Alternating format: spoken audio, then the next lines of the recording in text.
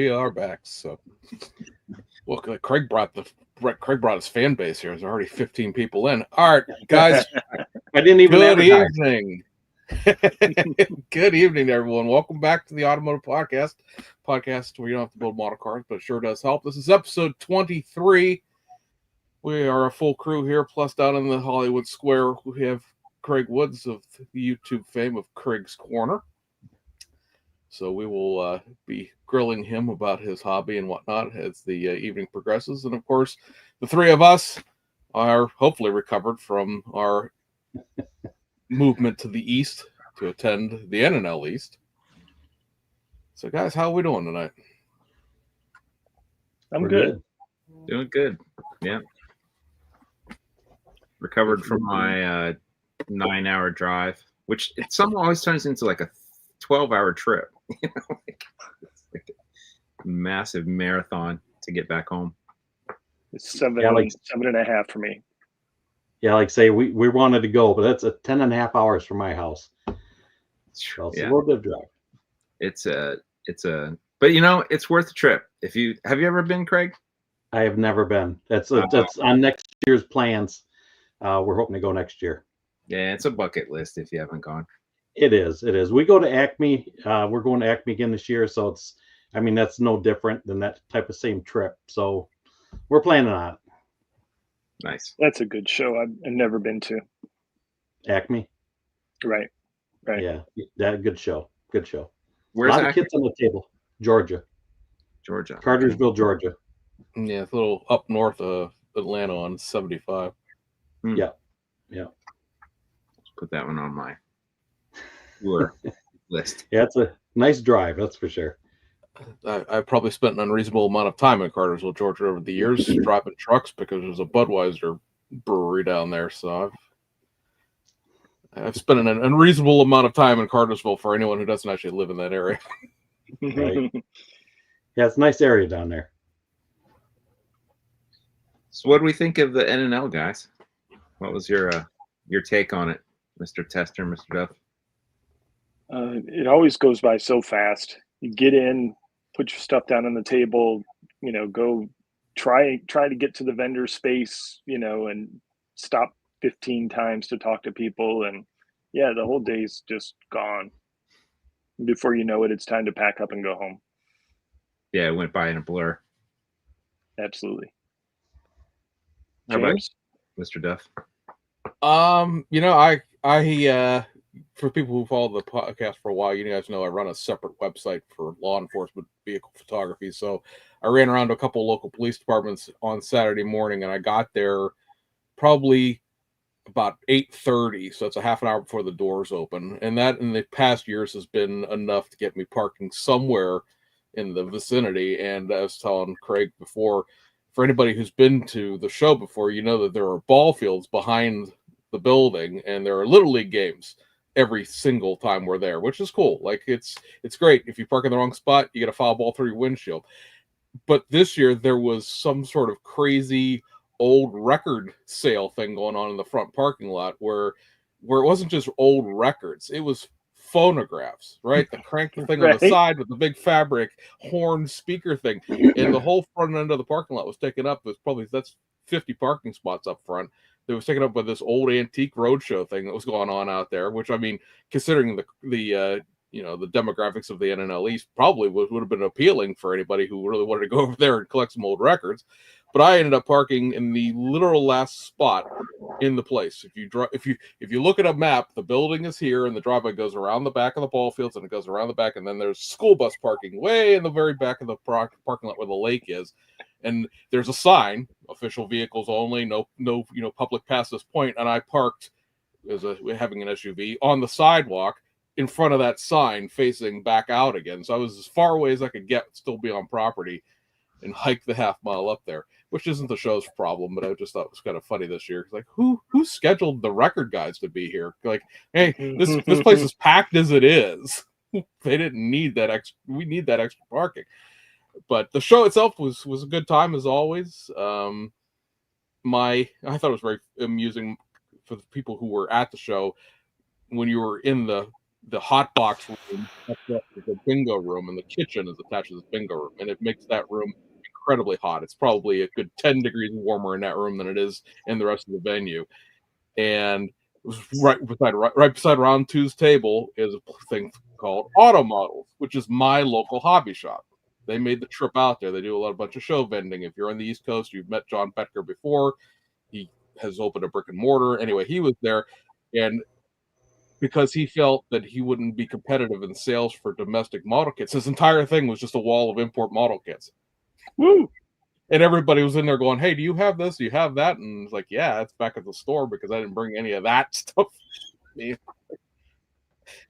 you think you're going to sell this goofy import stuff? Like, I don't know. I mean, it was certainly a different. He was the one guy that had all the Tamiya kits and the Fujimi and the Aoshima stuff. So, I mean, if you were there looking for that stuff, you, for the first time in a long time, had an actual vendor selling new stuff of that. But I was in there with a few people that I know, and they were like, "Do you have this kit? Do you have that kit? Do you have this kit?" And I was like, "Yeah, I know his. I mean, I know his inventory. I've known him since I was 16 years old. Yeah, he has that. I know he does." And then go over there and like, there was one little section of Mobius kits, one little section of Salvino's kits, and the whole wall of what looks like my basement. And I was like, "Not here. Like, if you want me to ship it to you, I can go to the hobby store when I get home, because it won't cost me any more than it would for you to mail order it anyway."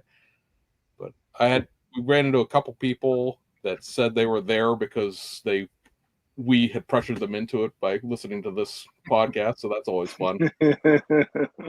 I was walking outside and some guy goes, "Hey, you're James Duff," and I go, "Yeah." Yeah. I don't owe you money, do they? He's like, "I'm here because I was listening to your podcast." I'm like, "Was it worth the drive?" He's, yeah, this is great. I'm like, "Okay, cool." You don't want to think they're like, we hype it up because we enjoy going, and then there's some guy who's like, "This was the biggest waste of time in my entire life. Why am I here?" kind of thing. I'm like, sorry. Yeah, exactly. Did we overhype it? Because I don't think we do, because I think it's that and Acme are sort of the two big shows that I don't necessarily think you could overhype necessarily. Right. Yeah. Yeah, and the quality of the stuff, that you see on display there is really high too. Because I think it's the kind of show that attracts kind of the who's who of the modeling world, like certainly on the East Coast and maybe even some of the Midwest. So it pulls in a really high quality of and it's just model cars, right? It's not like a IPMS show where you're going to see planes and trains and everything else. So I was definitely not disappointed at all in the show. My hot tip is to always get there super early. The first year that I went, I made the mistake of like, this show starts at 9. I should be able to just walk in, right? No. No. 2 hours later. 2 hours later, and had to park, like a mile away, and then chuck my models and stuff, and that was ridiculous. So I learned, get there at 7:30, and then you can find someplace reasonably close to park, and then you just have to wait a ridiculously long time to get inside. What the unique thing that happened this year, so because of this podcast, people now know what I look like. Before, people kind of know my name, my models, but they never really knew me as a face. And I could walk around in relative, anonymity, I guess. Not like I'm any sort of celebrity or anything, but in a weird way, people now recognize me. So I did get stopped quite a few times and just had people say, "Hey, Sven, hey, Sean," like it. And I was like, "Oh, hi." Well, I saw you in Ohio. But yeah, obviously, that's why I turned around like, "Hey, I know you." Right, that's kind of how Kreg and I at the BSAC show, and that's kind of same thing with, I know him from what he looks like now from his YouTube channel, which I wouldn't have known anyway. So I'm sure that Mr. Tester, all you guys, you probably started to experience that. Yeah, that people recognize. Yeah, it's just the first time it really has happened for me, and so that's kind of interesting. Yeah. It's kind of fun. Soon you won't even be able to go to the grocery store. That's right.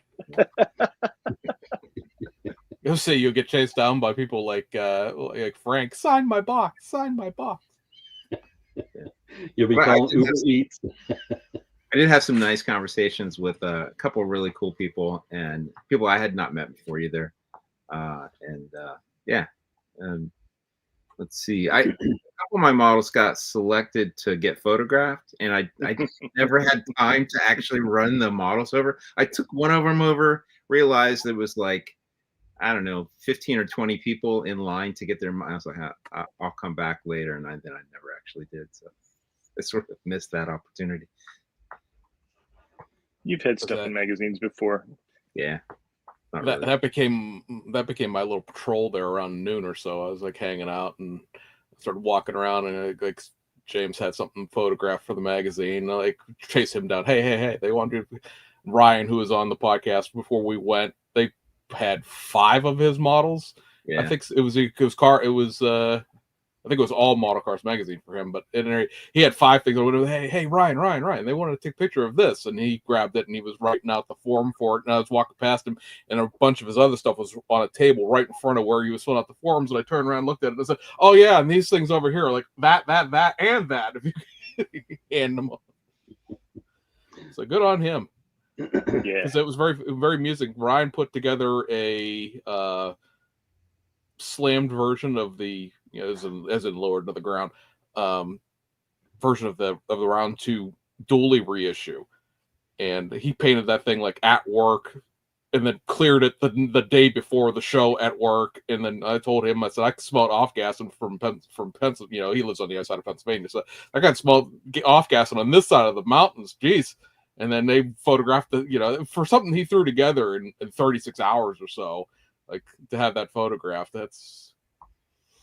I can't even get the motivation to get up in the morning most days. And then he's like, "Oh yeah, I just threw this thing together, painted it with House of Colors," and then all of a sudden they're like, "Hey, we want a picture of that." Like, touche, sir, touche. I love going to model shows, and you can always tell that fresh build as you walk by it. Like, oh, that was done last night.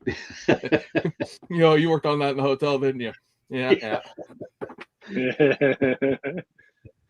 Yeah. I've been there. I know that. I'm that guy. I think we've all been that guy once or twice. Yeah, I think so. I think so. Yeah. What was your favorite or what models kind of stood out to you? Anything that you guys remember as being like, oh, that was super cool? No, I'm kidding. Models? What models? Are models there? I've got some of my favorite builders, and I just love seeing their work. I won't flatter, but yeah, I saw a lot of my favorite builders' works. I had a good conversation with Gary Westfall, I believe his name is. Who actually I invited him to be on the show later in this year, so I think we'll have an opportunity to get him on at some point. But I think he won they had a theme contest for Ford pickups, and he was the winner. That he had the sort of the dual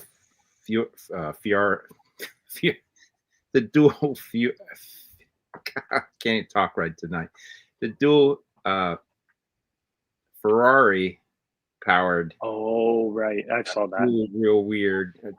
Dual rear engined Ferrari powered Fords. Well, that was hard to spit out for some reason. But Gary is kind of known for doing cool lighting on his models. Like a lot of his builds features like neat LED headlights and taillights and really intricate. And he was kind of talking me through how he wires together and how he actually builds the little headlights and like little halo effect lights and some really cool looking stuff. So yeah, I had a good conversation with him. It was really neat to get to hear how he builds some of those things. I was going to say, also had a good conversation with Doug White. He'd recently built that Little Willie's Jeep, and there's a really cool video on it on on his channel. I forget the name of his channel. Do you guys remember what? Monocar Muse. Monocar Muse, that's right. It's such a neat little Willys Jeep, and you probably would pass by it, like if you on the table, it doesn't really jump out. Yeah, it's not a bright It's color. blue, dark blue, right? Yeah, it's pretty subtle, but when you actually start to look at it and start to examine, there's so much scratch building and detail in it, and he's got a great video that goes into the story of building it, and so it was a sort of a treat to sort of see it in person and chat with a little bit about him building it. So I enjoyed that. Did you guys? Go ahead. I was gonna say, did you pick up any new stash ads?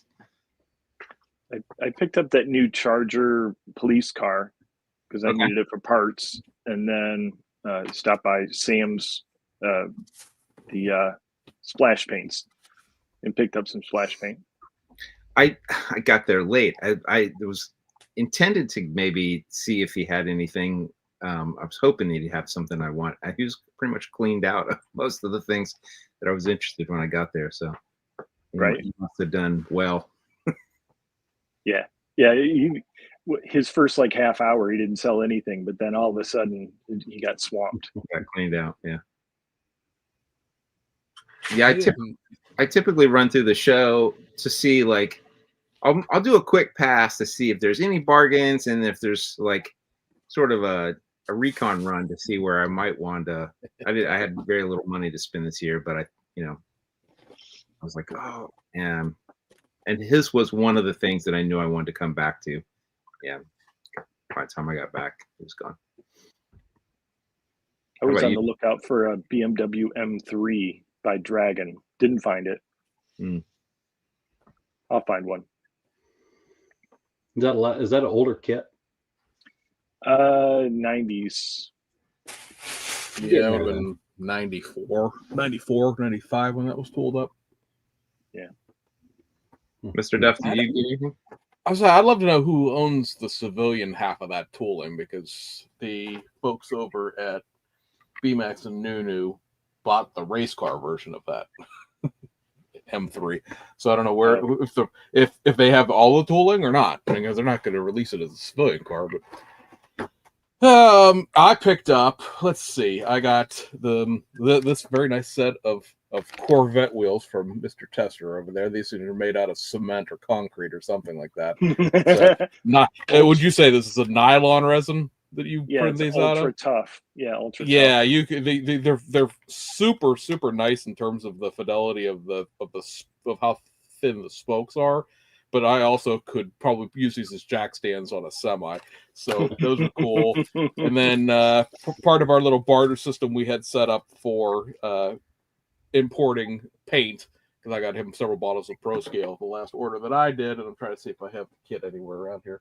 I do, but it's probably like buried. Yeah, it is. But anyway, I had him grab a file set for some wheels for a Subaru rally car, so he printed me out these Chromadora wheels for that Hasegawa kit, because I bought a set off of KMP, which are these same wheels, except the KMP's wheels are sized to 18-inch for the Tamiya kit that was a couple of generations newer, and the Hasegawa is a early 90s one and has like 14-inch wheels. So as you might guess, those wheels didn't fit those tires. These ones are sized specifically for the kit. I stopped over and talked to Brandon at a few sprues loose, and I picked up the correct rear-wheel drive Charger wheels for the police car. For people who may remember the controversy about that, the kit itself has the all-wheel drive wheels in it, which is cool, but the kit itself is not all-wheel drive, because obviously they didn't put the front end, transaxle and stuff like that, which you'd never see anyway because it's all covered in plastic. But rear-wheel drive wheels, they use the center caps out of the kit for the center caps, so that's cool. And then I picked up this. Let's see if I can get this on here without being a glary mess. This grill for sort of the upscale, I guess it would be up trim grill, because it has the turn signals integrated into the grill for the Revell Blazer.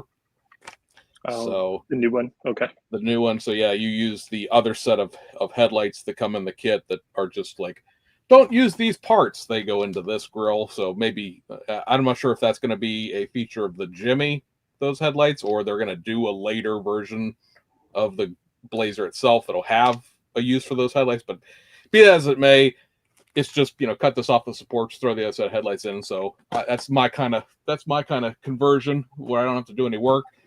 And then I picked up the new 65 Nova stock kit, because remember there's a pro mod version of this as well.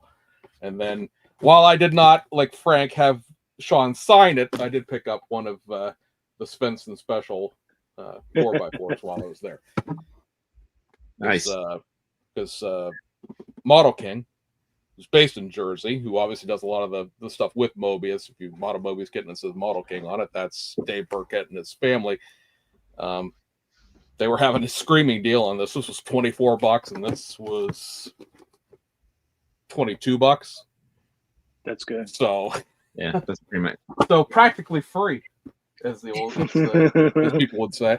Yeah, So yeah, Dave almost always has about the cheapest prices on new kits. yeah, especially the Mobius stuff, obviously. If anybody else cares, Dean's Scale Model Zone says Revell's coming out with that BMW M3. So cool. Thank you, Dean. I'm suspicious, but go on. Yeah, I saw that. Is that going to be an all brand new kit, or is that? No, I'm sure it's just reissued. Okay. I have not heard that, but all right. I didn't add very much to my stash, but like you, I also went to the 2 sprues table and picked up, or 2 few sprues loose, right? It's the grill for the 76 Chevelle, or I'm sorry, Nova SS. So I actually have an original 78 kit. Oh, wow. And I always wanted to do like the 76 SS because I love these Malaise era cars. So I'm gonna do a stock version of that at some point in my life. And what would you kit bash that with, Sean? No, I mean I just build the stock. Okay, build the stock. Okay.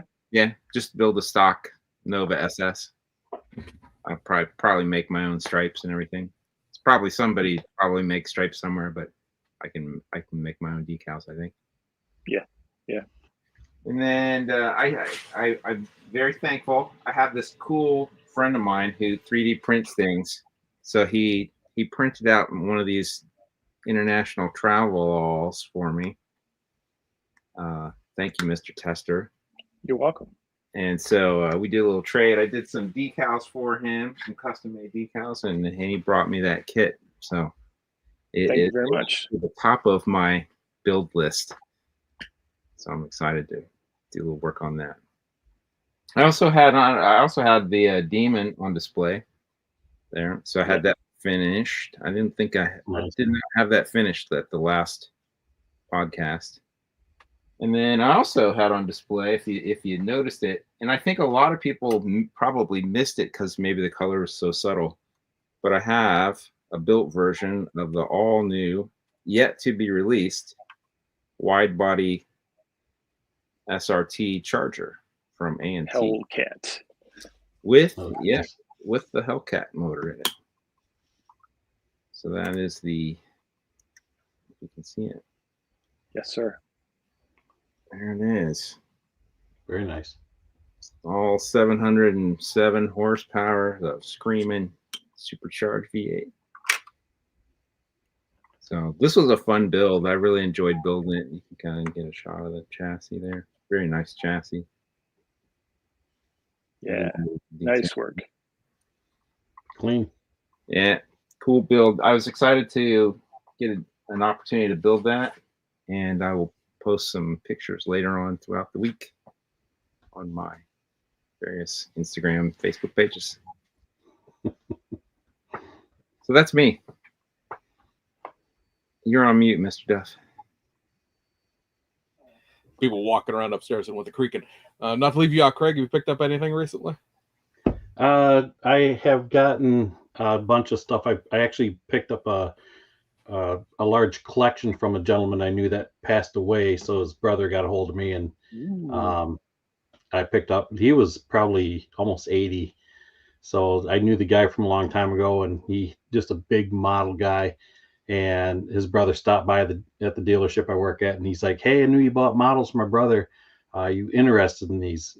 Come on out to the house." So I'm like, "We'll be right there." So I was out there twice, so I picked up a lot of stuff, and he's got a lot of old stuff as well. So that was kind of cool. I picked up the huge Budweiser Clydesdale set by AMT, the 30-inch long um, Clydesdale set. So I'd love to build that and take that to a show someday. That's pretty neat looking. I don't know how I'd get it there, but it's really neat looking, and everything's open, but everything's still in the plastic. So it's pretty cool to see a lot of stuff. Other than that, haven't really been to any hobby shops or anything lately. So I've been busy with that, going through that stuff that I picked up from this guy. So yeah. What was the most exciting thing you got in your? What was the most exciting thing you got in your stash there? Other than that Clydesdale set, there was this really cool. I'll show you quick.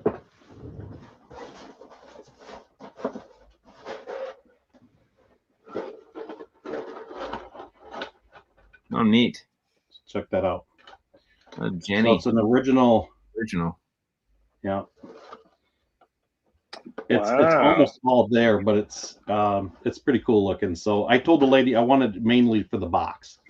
Yeah, no doubt. And she says, "Just go ahead and take it." And I was like, "You sure?" So she goes, "Yeah." So I thought, that's cool. So he had a lot of cool stuff there. It was one of those like Candyland places. Just every room had just stuff everywhere, and I thought, wow. You could just spend days there just looking through stuff. So I was thankful he come over and got a hold of me, because they're just getting rid of it, probably for next to nothing. And so I was thankful for it. That's awesome. Yeah, that's neat box art. Yeah, I wanted it just for the box. I didn't care if the car was even in it. And then there was another one. This one here was a really cool one.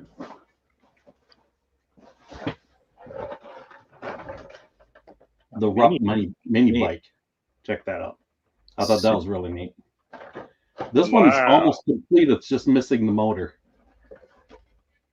So it's got real rubber wheels and seat, and I thought it was pretty cool. I wonder if they still have tooling for that. Pardon me? I don't know. I wonder if AMT has to. I don't know.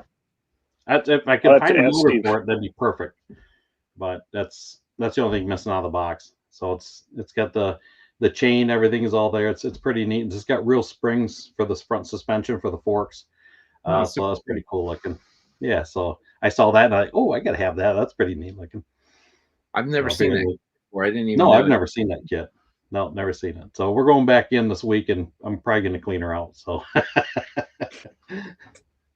Awesome finds. Yeah. Everything must go, right? Everything must go. That's right. So yes, they got a bunch of 1-to-1 cars there too that we're looking into, and we're still working up the price on some of that stuff. So we'll see how that goes.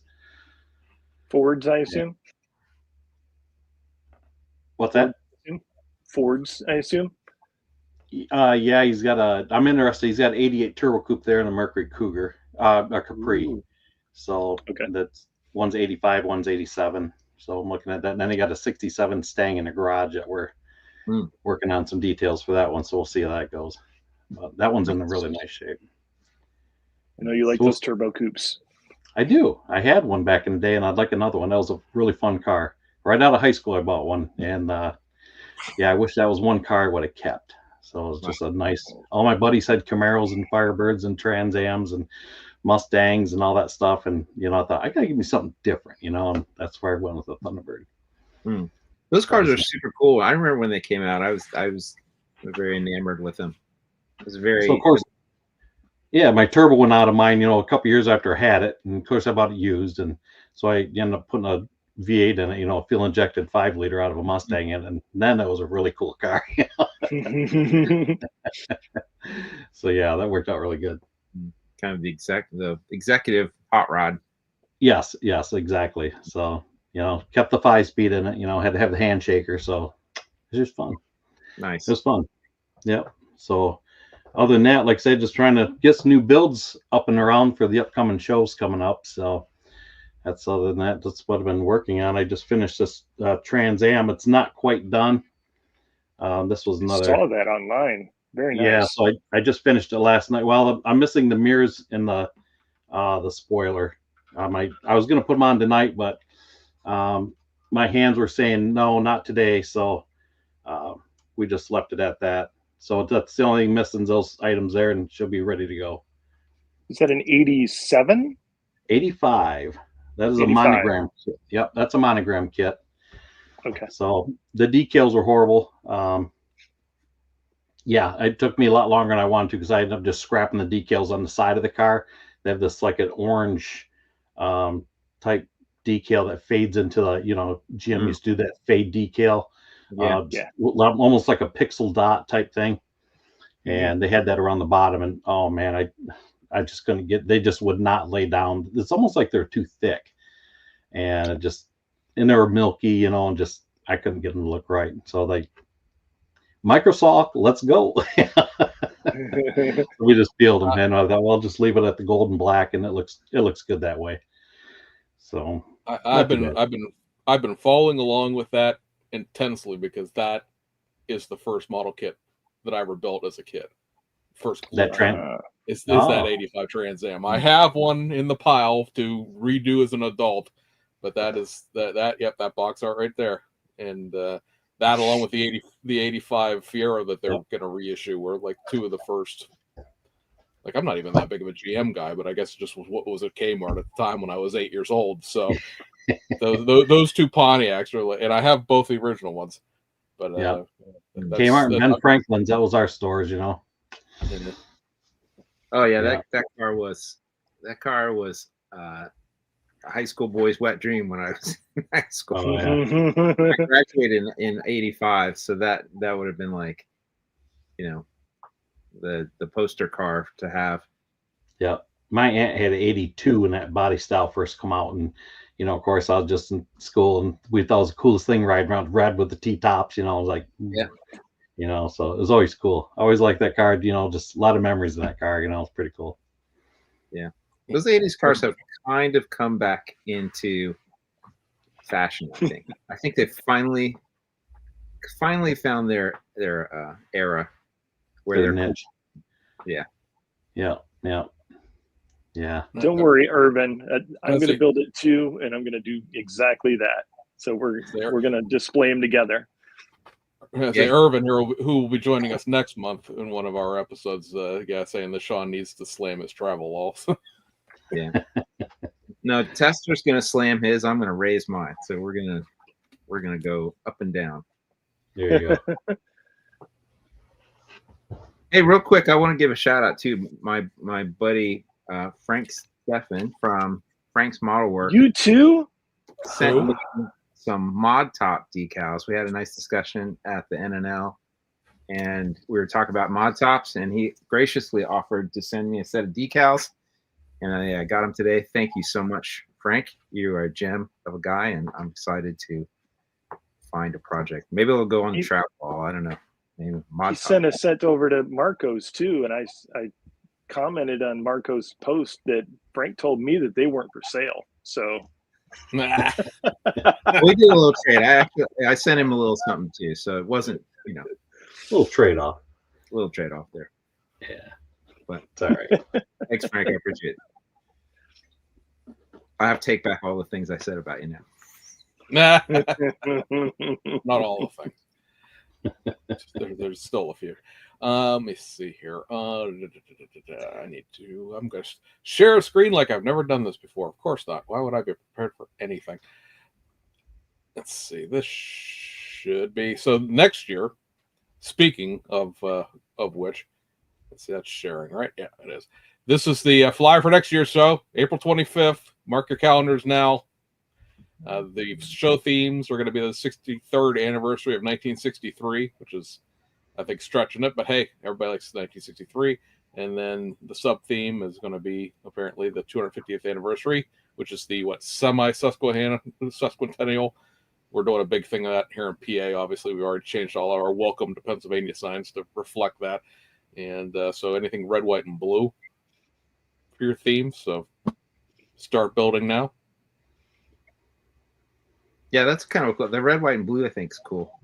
I've always actually wanted to build one of the Javelin Trans Am cars. That'd be fun. Yeah, I've got kits to build all of them actually, but I've never actually gotten around to building them. So Nice. Maybe that's what I'll do. And while we're promoting here, a couple of things that are coming up this weekend with Marcos Club and the guys down in Maryland. It's the 30th annual Mid-Atlantic NNL down in Havre de Grace on May 10th. Obviously, 60s cars and Mopars, or 60s drag cars, and Mopars being the themes there. And then one last shout out, because this will be before we come back on again, is Motorama in Franklin, Indiana. That's a 2-day show, looks like. It's attached to a 1-to-1 car show. And I think if you are anywhere around Facebook, you've seen the awards they're doing for these, which are pretty nice. Not your average plaque. And so, again, I know that the guys who run the show usually follow along the podcast here, so we'll give them one more shout out before their show. If you're in Indianapolis area, check that one out. Neat poster art for that. That's pretty cool. Yeah, I like the nostalgic pamphlet. That looks really cool. Yeah, well done. Let's say for most of us here on the East Coast Midwest area, this will be the last of the shows before we sort of lull into the summer, and then fall show season will pick up in August, September, and we'll all be crashing back in through various. We had a little small rinky dink. James came to it last year. Little show with vendors today, and I did not, or not yet today. Obviously, yesterday. I did not participate in that because it's your club. No, my club is the IPMS club. We had our show back in March. Actually, no. Technically, I think the show that you came to is next weekend. But it's one of the little volunteer fire departments. We're having a vendor show, and when we do a people's choice thing, there's like 20 models on the table, and it's nothing against any of the local guys here. But if you've seen the traveling museum of kits that are priced too high once, you've seen the traveling kit museum that are priced too high 3,000 times. It's like, I bought the things I'm going to buy domestically, the 2 Mobius kits in Jersey. So, yeah, I know Brolin and the West Virginia guys came up, and it was 30 minutes away, and it was too big of a drive for me because it was like, I've seen this stuff. It's the same stuff. Yeah, I think if you go to a lot of model contests around your area, if you happen to be fortunate enough to have some around your area, you end up seeing the same vendors at the same show over and over and over again. Yeah. And the inventory doesn't change. It's always the same stuff. That's the, oh, honey, I tried to sell my models, but nobody wants to buy them. I don't know what to tell you because they're priced $50 more than they're worth. So I can't get rid of them. I don't know. I have to keep them. So.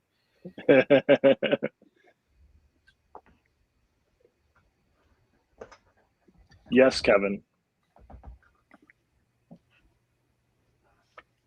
So, Craig, did you ever finish that DeLorean that you were working on? I don't want to talk about it. Okay. No. It's in the pond. Let's put it that way. Again? Yeah, this is twice. So Man. I was gonna bare metal foil it, and oh wow, I was gonna try that route, and it didn't look that good. So it was too hard to get. Sometimes you open the foil and you get that little crease in there, and try to transfer that over, especially across the hood. It just didn't look right. I wanted it to look just right, and I couldn't get it out of there. And sitting there burnishing it down, and just wouldn't go. And now I burnished it so much, now it's polished in that spot, and so I'm just okay. Let's try something different. And I tried the Model Master Metalizer, which worked really good, but it did these stainless, and it had a blue hue to it. It actually looked cool because I did the bumper in the gray, like the dark. I think it was like a medium military gray, a German gray, I think it was, and it looked really good. But it don't really fit the car if you know the real car. It didn't have that nice sheen to it. So I thought, well, I stripped it down and tried another paint, and it didn't look good either. So it's being stripped right now. So that's, and then I go to do the decal on the dash, and I had it just set perfect, and I thought, okay, it looks good. So I thought, I'll take a little micro saw and put it, and it rolled. I mean, it rolled just instantly, and I'm trying to fiddle with it to get it back, and it's gone. I thought, okay, I got another kit. I bought 2 of them. It did the same thing in that kit, and I thought, okay, now it's getting a dash out of an Oldsmobile kit or something now. So I might have to call Aoshima and see if I can get a decal for it or something, or just print something off. But yeah, so not my proudest moment. Let's put it that way. Oh, that's a bummer. Yeah, I was thinking of doing mine in gloss black. Well, okay, so I looked on. I always research my builds. Every time I do a build, I always research interior, everything. Just like this Trans Am, I didn't realize they had a charcoal insert on this particular car, because this car doesn't have T-tops or anything. And they did so I thought, cool, I'll do that. I'll make it look a little, dress it up a little bit in the inside. And I was looking online, and I saw a couple black DeLoreans, and also some burgundy like wine color. So when it was at the Dam Show in Detroit, I bought a bottle of Bob's paint, the burgundy wine, and that's what I was going to do. One of them been the burgundy color. I thought that looked really good. Yeah. So, but yeah, so far the other color isn't working for me yet. But I was going to do the color you and I talked about, the Mr. Hobby. I don't have enough. Okay. So I'll have to make a trip down to Ypsilanti sometime, and the hobby shop down there, he's got all that Mr. Hobby colors and everything down there, or just order some in the mail. But it's just an excuse to go down there to hand pick it. That's better yet. I'd like to check that place out. He's got a lot of good Japanese paints. Yeah. Oh, he's got a room full of paint. I mean, I think like 2 rooms actually. It's just rows and just racks and racks of paint. That's the most paints I've ever seen in any hobby store ever. So pretty impressive. Yeah, that's not just Tamiya. No, he's got everything down there. Everything but the MCW is the only thing he's missing. Yeah. But yeah. So you've perfected that. I'll say perfected. You've perfected the model car world enamel. I think more than anybody else. I can't get away from it. When I first started using it, I did a 62 AMT T-Bird, I think it was, and it was horrible. It went on so dry, it looked like I put it on with a roller. I mean, it was just, and I saw the people using this. I thought, how can I don't understand this. And I used to paint 1-to-1 cars years ago, so I know the kind of the mix ratio and temperature and thinners. I mean, there's a lot involved, to make it look good. And I know this is a PPG based paint. So I figured it can't be that hard to do. It's just in miniature scale. And I realized I'm just not using enough thinner per their parameters, basically. They were telling me, because I went and visited Mike down at his hobby shop when he was in Ohio. And he was telling me, he says, no, mix it this way. And for me, that mix wasn't working. I don't know if it was my airbrush or air setting. So I found more thinner. Leveling thinner worked great, and then I realized rapid thinner works really good with the metallics. That worked really good. So, and a lot of it's the way you spray it. If you're going just fast passes with it, it doesn't work well. You go just a nice slow, take your time. You can get it to come out just beautiful. So you're basically hosing that stuff on, but I'm putting it on very heavy. Yeah, but I've seen your work. That's beautiful. It's a lot of light coats, though. I mean, like in a video, it looks like you just fire hosing stuff on there, but I mean, it's really in a video. I mean, it's probably 15 passes, really. I mean, it's a lot of just slight overlays, and it's just and your overlap makes a big difference. I just keep the overlap to a minimum.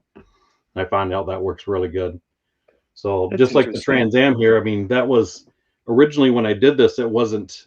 In the one video I did, it wasn't polished. I was just straight out of the airbrush, just sitting in a dehydrator, and that was it. But this is actually wet sanded now because you know, as well as anybody, just if you wet sand something, you get that more of that smoother glass look versus you'll get that little bit of a ripply look out of it if you just sprayed it and let it go. Right.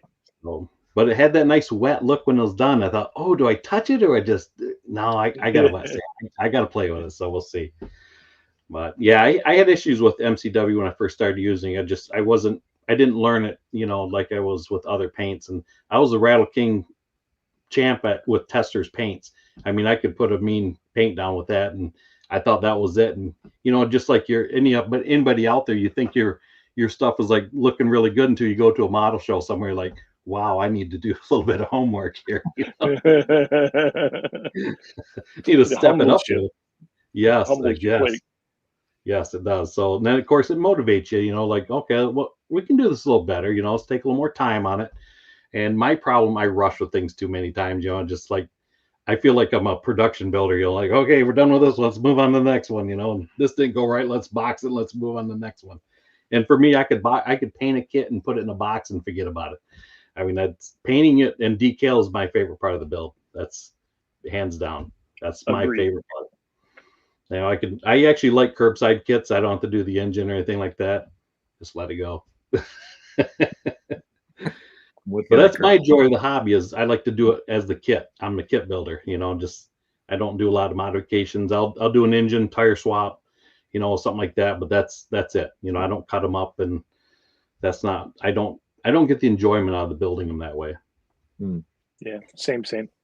But that's me, it's everybody enjoys the hobby somewhat different, so that's my take on it, Yeah, I was gonna say, actually, I think I enjoy doing the fab work most. I like to do some sort of modification, scratch build some little piece, do some little conversion work, get it to the point where it's sitting up on the wheels, and then it'll stay that way for weeks. It's like, yeah, so this was a fab job here, and that's where it ended up, is on the shelf. This was the 79 pace car. Oh, nice. Opening up the doors and everything. Wow. I cut the doors, hatch, everything. And I tell you what, you guys that do hinge doors and stuff, I give you credit, because I broke the A-pillar. I can't tell how many times.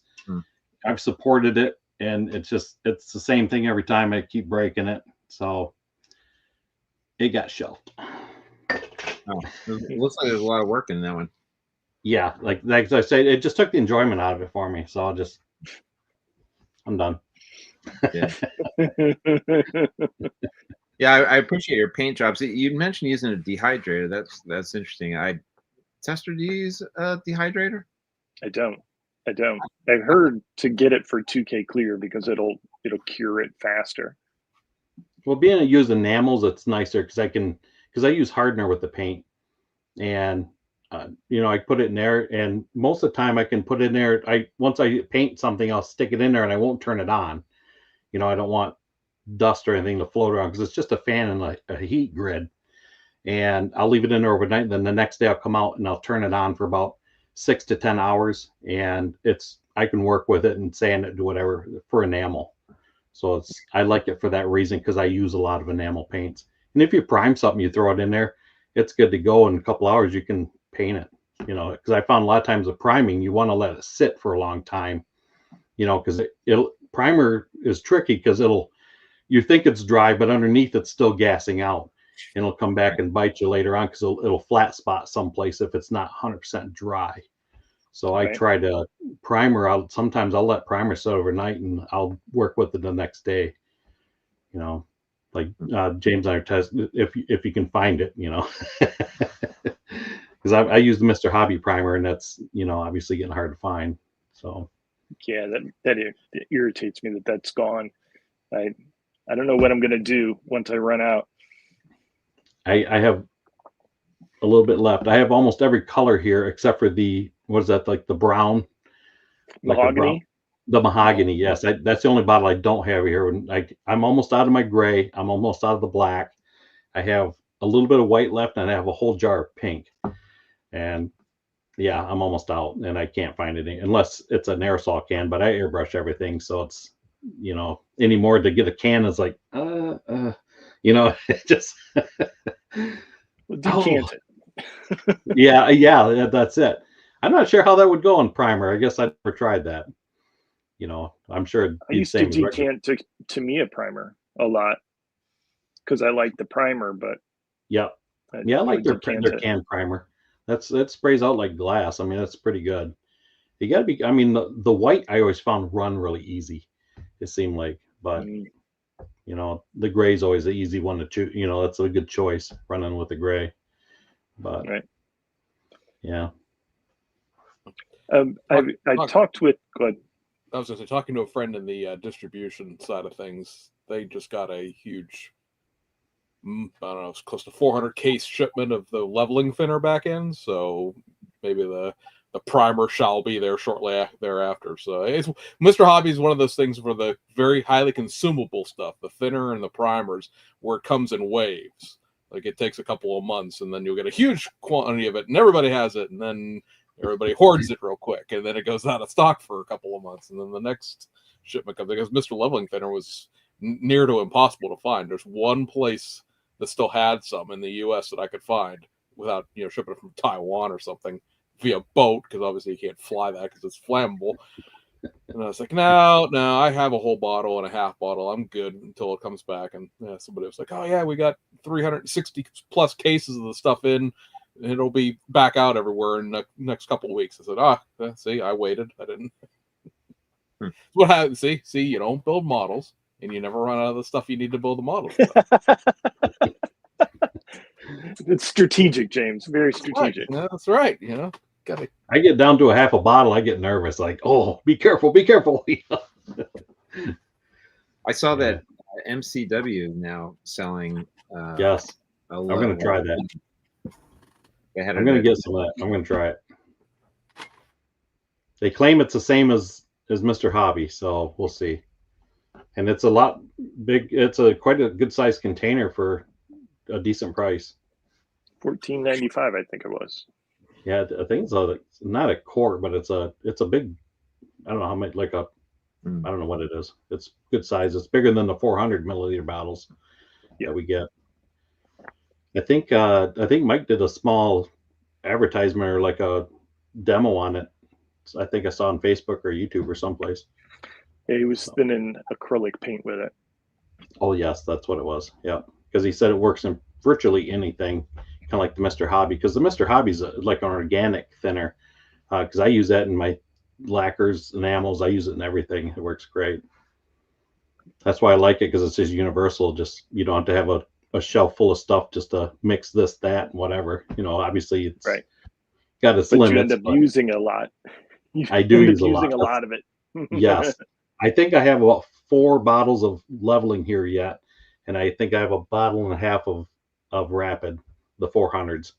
So I always monitor the stash, because I always, who has it, and on eBay, I mean, it's going for stupid money too to buy it on eBay. Yeah. Any of that stuff is. So I'll wait for the shipment to come in. It's in the cargo holding somewhere, out in the West Coast, probably. Yeah. Hopefully soon. Well, Kreg, we had met at Columbus, a few months ago, and we were sort of chatting a little bit. And of course, I knew you from watching your YouTube channel, and I was excited to have you on the show because I wanted to learn more about the backstory of Kreg and how you got started in model building. And well, I'm typical like everybody else. Did it with my dad. That's the biggest thing. And started without some snap tights, and thought it was the coolest thing. My dad was in the Air Force, so he built a lot of aircraft models as I was growing up. And I have his old B-52 model sitting down here. It was the big monogram. I remember that was life-changing for me because he painted it with Tester's paint, an aerosol can. And I didn't, at the time as a kid, I didn't even know that existed. I thought, wow, to me, it was just like the coolest thing. I didn't know they had spray paint for models, so that was such a game changer for me. And then from there on, it was on. I painted everything. So a funny story, I even painted our cat one time.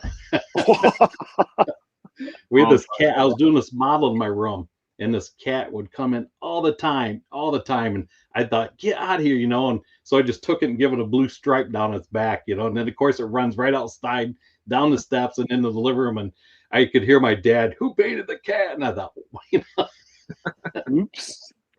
but it was, yeah. So I built a lot of aircraft, growing up. I mean, tons of stuff like that. And of course, always, my dad was a mechanic growing up, so we was always around cars, and it was just something that was just kind of natural for us, and always working on them. So model building was the next coolest thing. So I always stayed into it. And like everybody else, you get 16, getting your own cars. And I think I had my first car when I was like 13 or something like that. And we used to race around the backyard with it. And my brother had one, so we'd always play around.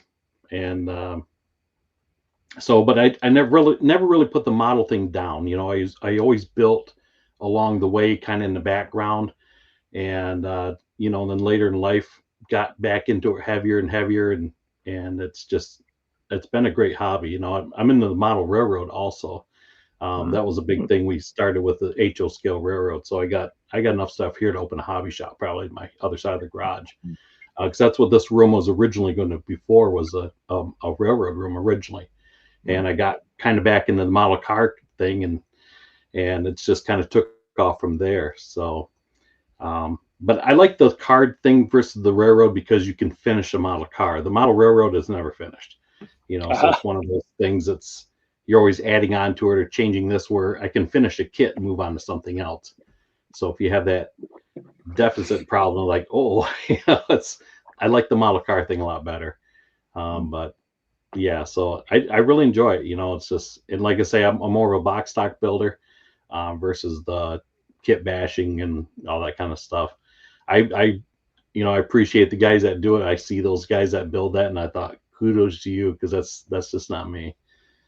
So where did Craig's Corner come into all that? Well, originally I started my channel. I was originally going to do everything kind of like on my channel, like do like automotive how-tos and maybe a little woodworking stuff and projects I do around here. But then I realized, learning the YouTube side of it, the algorithm doesn't work that way. You got to either stick in this platform or do this. You can do maybe a couple things, but you can't, it's hard to do multiple things to keep it going. The algorithm, to keep a certain crowd, I guess you'd go. Right. So, I have a couple different cars here that I would work on in the summer, and I was going to involve those in my channel, but I find if I put anything with automotive on my channel, it doesn't go anywhere. So it's one of those, I'll probably have to do another YouTube channel, which I don't know if I'm going to, because I can barely keep up with this one, So I may do another channel just because of that. But it's just, yeah, that's where the name originally come from. Because I didn't want to be specifically just models. But then, like I say, I found out that's kind of not how YouTube works a little bit. So that's kind of how I end up with that. How long have you been on YouTube? Well, YouTube says 12 years, because I did my first video like a long time ago, but I never put anything up after that. So basically, I started YouTube when I built this room. And so I've been just going on 3 years now. So I built this in the wintertime, which was the dumbest thing I ever did, because it was freezing outside of Michigan. I mean, it's 10 degrees outside, and I'm bundled up in full on snowsuit, basically out here cutting stuff and trying to paint in here, and it was horrible. So once I got power ran out here and I got heat in here, that was a lot. It was more comfortable. And like I said, the outside's just OSB, and it was one of those, I'll finish that later. Well, that is later never comes. So it's one of those, you walk in the door like, whoa, I wasn't expecting that. Because it's completely drywalled. I got a mini split. I mean, you could live out here if you want. I mean, it's laminate flooring. It's very. This is my hangout. I hang out here every day. So, yeah. The wife appreciates that, I'm sure. What's that? The wife appreciates that, I'm sure. Yeah, like say, she's probably in Fortnite right now with the kids. So, well, now we have good enough internet, because every place we've always lived before, and that was kind of kept me off the YouTube before, was we never really had good internet, because we live out in the middle of nowhere, and it was just like DSL through the phone line. So when I used to watch videos. I actually watched James Duff's channel a long time ago when he on the staff reports, but I could always watch it on TV, you know, like on smart TV. I'm sorry. I know. We had to start somewhere, you know. But I had it. I couldn't watch on a computer because we just never had that good of internet. So we had, you know, the one smart TV, and I was able to do stuff there. And now we finally got decent internet here at the house, which we actually just got about 3 months ago. So we're finally in the 20th century. You know, we have fiber now, so Nice. life is good because I'd never had internet out in my garage before. So now I got like 3 adapters to make it work out here. You know, one of those Nice. expander sets. You know, so I can dub out here, so it works out really good. And what part so of when I did my videos before, I'd burn everything to a drive, and then I take it to work and upload it to YouTube. So my videos always uploaded like at 8 in the morning or something like that. You know, that's what how part I of the always country do. you live in? Pardon me? What part of the country you live in? What state? I'm in Michigan. Oh, Michigan. Okay. Yeah. So we're up in the You're supposed to rural hold up area. your hand or Yes, something. Yes. Okay. There you go. By the I don't know thumb. I don't know why my camera's flipped. I had it set to where it was like normal. Then when we did the stream here, I see it's backwards again. I thought, not sure what that's all about. It shows right side up to us. So. Oh, it does to you? Yeah. You're not inside out online. Yeah, on the screen it looks like it's mirrored, like everything's backwards on my side. So, but yeah, so it's we live out in the, you know, across the road's a cornfield. You know, it's just that's how it is here. So the biggest city, I'm probably 30 miles away, easy. Wow. So, what do you do for for living? Pardon me? What do you do for a living? I'm a Ford technician. Okay. At a dealership. Been doing it for 30 plus years. Okay. So good on so it's you. getting harder to hold on to things because I'm getting that crippled thing going on. And I think you as a Ford guy, maybe that's why I feel like you build a lot of Fords, but I also see that you build all kinds of things. So I don't know. Yeah, I like everything, you know, and growing up, my dad was one of those, you know, our family's a Ford Chrysler family growing up, and, you know, it's a lot of kids growing up back in the day, you know, you were into whatever your dad was in or something like that, you know, Right. But nowadays it's whatever has the biggest screen or cup holders. That's how it goes today. But, you know, I like a lot of stuff, like, you know, I really like a lot of the GM designs, but that's about the extent of it. And like I say, we just grew up around that stuff, and that's why I probably build a lot of it. And I have a couple 1-to-1s out here anyways, you know, like I have an 85 Mercury Capri that's kind of built up. And I just acquired my brother's truck because he passed last year. So he's got a 90 or 83 F100. So it's all done up. So it's all we've ever owned, really. So it's one of those type of things.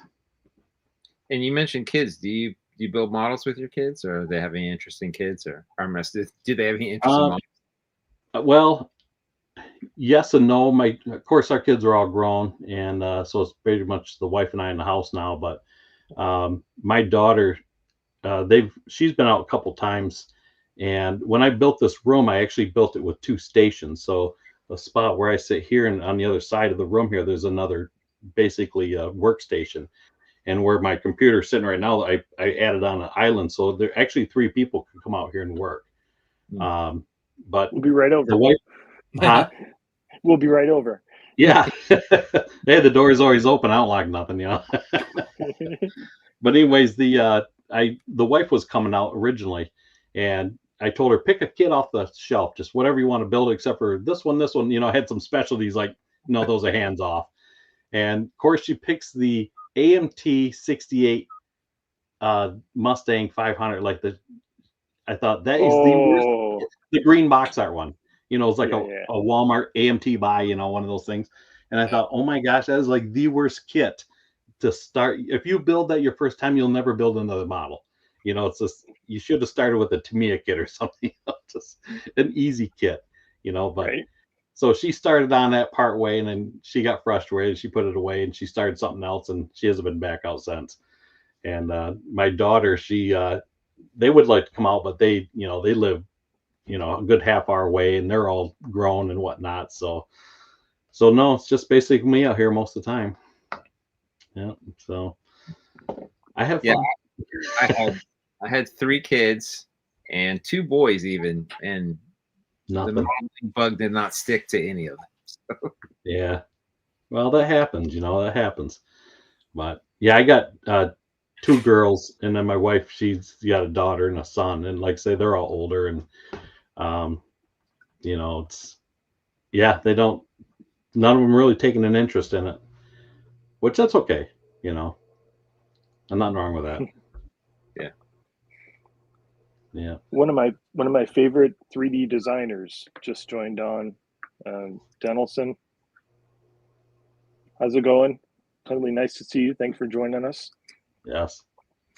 He makes the Audi TT Roadster and hardtop in 3D print.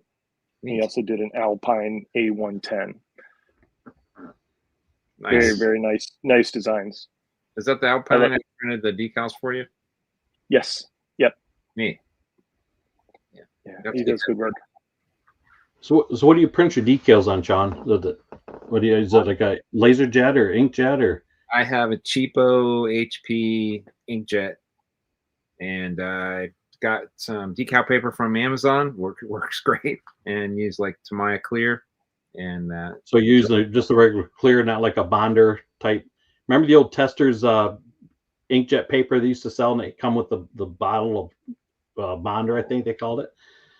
So yeah, I never tried it. I'm aware of what you're talking about, but I never experimented with that.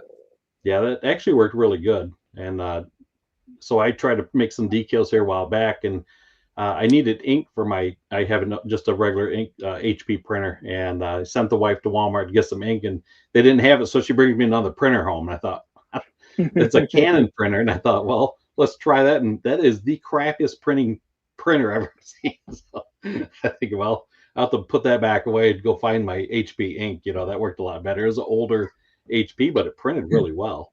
Yeah, my wife, we got a newer, the other one kind of crapped out. We bought one, we got a Black Friday deal on it. It was like $40 or something, super cheap. Those are the best ones. It works great. Like I was like, man, the color's bright, the resolution's real sharp on it. I don't know, works good for me. Yeah, that Canon we have, that thing is just it's horrible. I mean, it smudges it as the cartridge goes across. You'll get a little bit of smudge lines, and I've tried printing different things, and then the software they give you with it, it's very. I thought stuff back in the 80s were easier to use than this.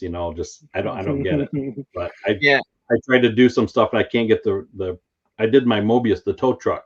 I put my last name on the door, and I must have printed that 50 times to get that right. It either looked wrong, or it was blurry, or I about gave up on it. Like, I'm just going to use Larry's, whoever Larry is. So that's what come in the kit, the Larry's on the side. But no, we kept trying. We got it finally. So it wasn't exactly what I wanted, but it was good enough to work.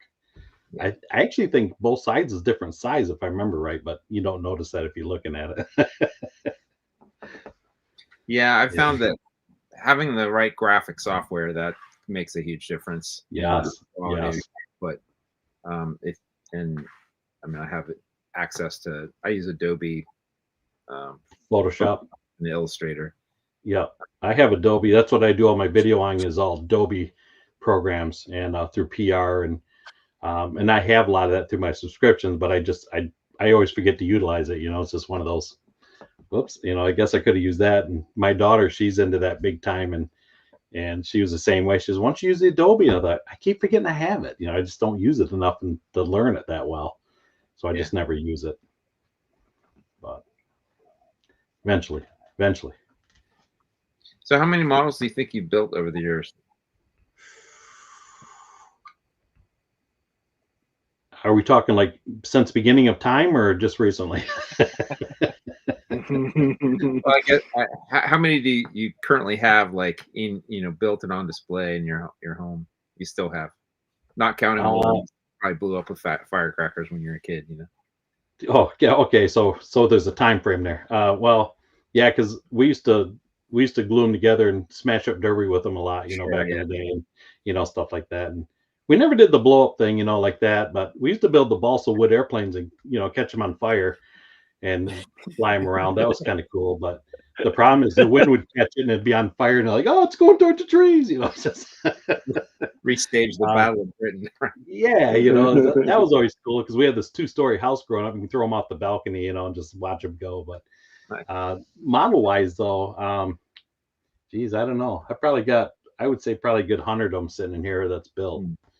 It's sitting around, but I don't really have a lot of displays. They're mostly still in the boxes, or when I go to model shows, they're actually sitting in these green cases behind me.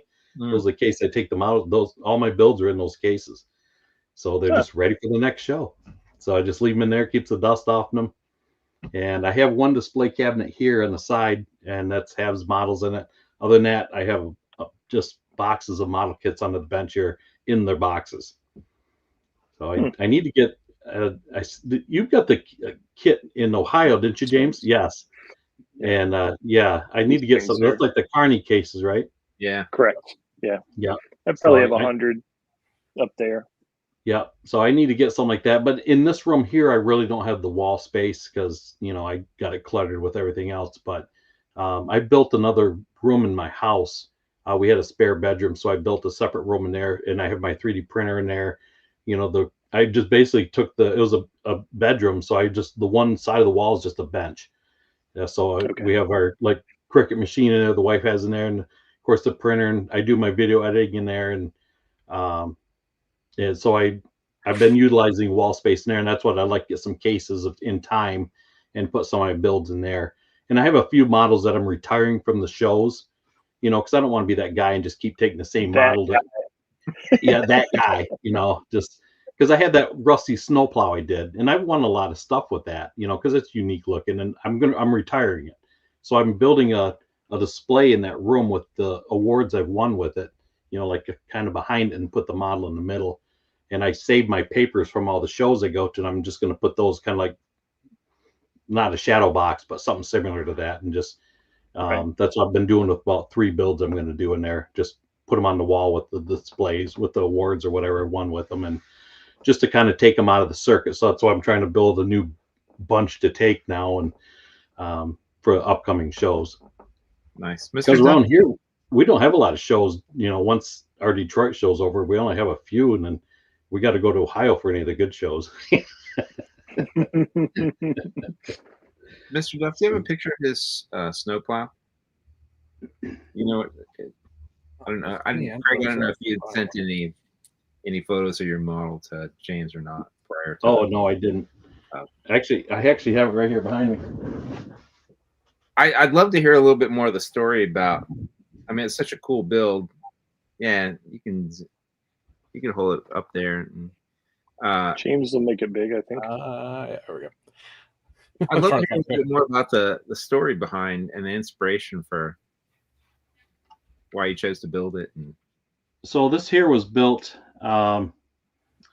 because this is what we see in everybody's backyard. It's just so it wasn't hard to find a a prototype. So the exhaust is the corrugated pipes that you used to buy when you was a kid and do your muffler up that way. That's what that is. And I took styrene and wrapped it with metal, kind of like floral wire, and did that, and then just obviously rotted it out. Did the fade on the front, and then, like I say, a lot of the trucks I see around here, the molding's just hanging off, and there's nothing there. So I took the original molding from the truck, and before I peeled it, I put bare metal foil on there and made a kind of a mask of it. And then I peeled the molding off and then reattached it. So that worked pretty good. So yeah, I'm actually in the process of building another one, not an actual truck, but one similar to this. So a friend of mine from Wisconsin over at he's at the Midwest Scale Modelers. He's building the same truck, identical to mine, same color. And I think the show's in September. So we're going there and we're going to put the trucks together. And he's building like the new off the showroom line, and then I'll have mine next to that, kind of put them together. So that should look pretty cool. Hey, neat. So that's but yeah, I wanted to build it. I build everything kind of obviously showroom look, so to speak. And I really never did. This is my first rotted out build I've done. So it was interesting, but it was very time consuming. I mean, it was very time consuming. And I have a friend of mine that has an old Ford truck that he plows snow with, and that's where I got the idea for cutting the fender back, because that's how his truck looked. You know, looked just like that. And I thought, oh, that would be a cool model kit one day. I'll just, so I learned to cut the inside out first and then take it. And then I actually took, like, where the metal is on the sides, I actually took and did bare metal, or I took like tin foil and I wrapped on the inside there and made it look like it's got the 2 layers. It's kind of hard to see in the picture there, but yeah. So it's got 2 layers of, looks like steel there. And that's what I did with that, because that's how real trucks are. There when they rot out, they basically have that, you got your metal and then you have the inner part of the metal. So that's what I did with the tin foil, and that worked out really good. And I used Vallejo weathering paints to paint it up. Yeah, Not something I usually do with acrylics, but I'm not an acrylic guy, but that seemed to work the best. And I use oil paints on it as well. So in the model railroad world, if you want to see anybody that does really, really good weathering, watch a model railroad video. Those guys can weather like you wouldn't believe, because they use acrylics and oil. Because you can take the oil, put a little dot on it, and just wipe it down, and it'll just make a nice smear. And then you clear coat it, and then you do another layer, clear coat it, another layer, and you build it up to what you want with pastels and powders, and amazing work those guys do. Huh. So that's where I learned a lot of the weathering techniques, was off the railroad videos. Super cool.